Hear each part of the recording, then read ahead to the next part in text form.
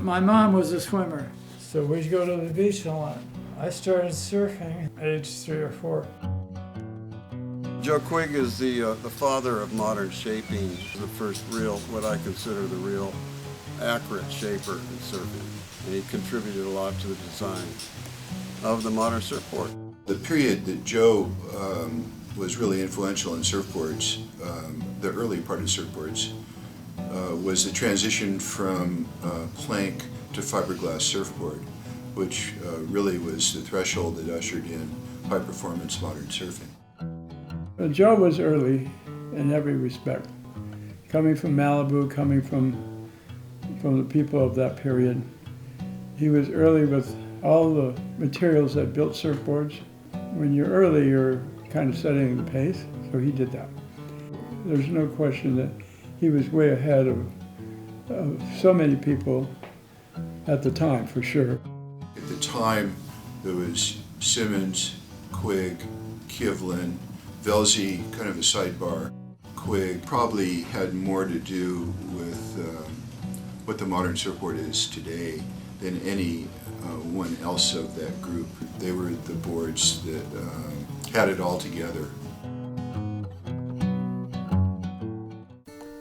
This was a unique board. It was super light. It was just a paper-thin shell of balsa with a layer of 1 ounce on it. All 3 guys could have gotten on that and rode it because it would have floated them. Here's Vilsey, Peter Cole, Kivlin. Matt was a good surfer. Those were the days. Mickey Munoz at Laguna in '61. Dora was a skinny little kid. I sold him his first modern surfboard. The thing I loved and missed is the wedge.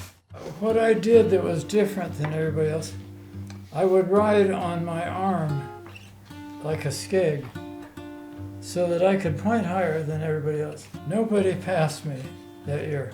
That's the paddleboard that started the whole idea of a light hull. That was #1 in the world.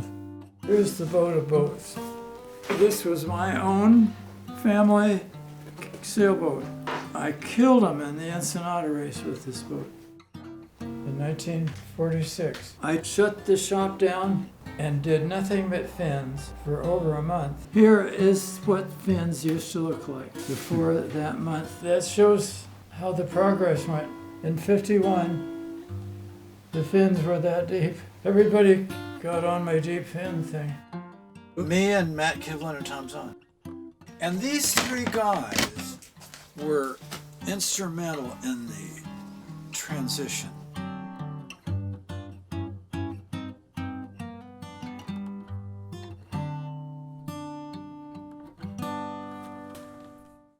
Darren's board was the best of the modern girls' boards I was building. Dave Rockland was hanging around Darren and borrowing our board, and he was going out there at San Onofre and doing real well on it. So well that the San Onofre guys liked it, and it was a key thing in the history of the modern surfboard because it suited that particular swell.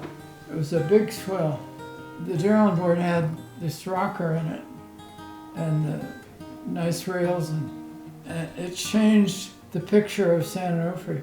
But those long boards, long straight boards of San Onofre were all through. It really did change San Onofre. Yeah.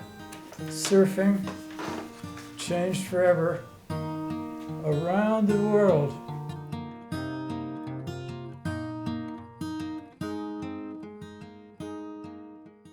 During the following year, I built some more copies of Darren board. And the guys could all ride better on their boards than they could on their old heavy board. Everything was very smooth and rounded and just flowed, it was just easy. His boards were easy to ride.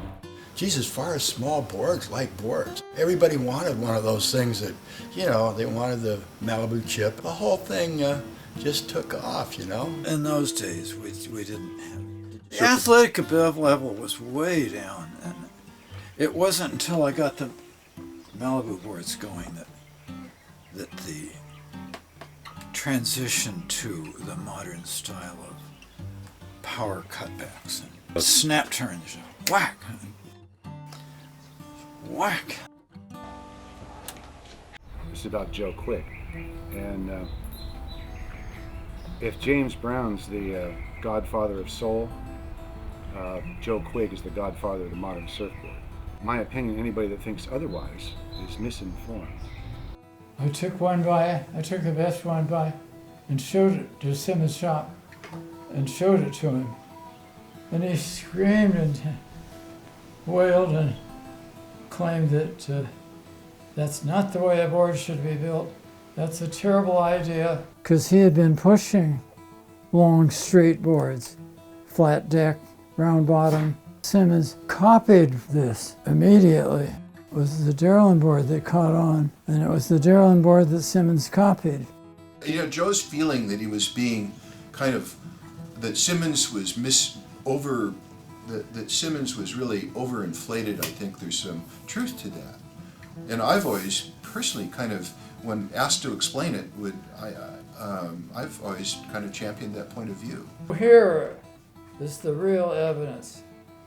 Here's their old boards, 22-inch wide round bottoms with a little 2-inch fin. That's where he was. Flat decks, no rocker, high rail, just everything the opposite of my boards. Nothing of his own ever went anywhere. It all failed, all of his own stuff.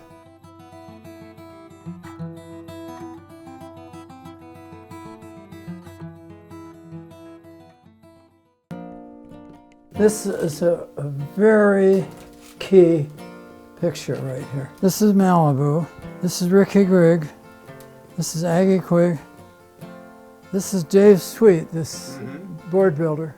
They had just started building their own Malibu board, like my rocker, and it's an age group thing. Ricky I built him his first board. He was very young here, and this is the beginning of it coming in to the world.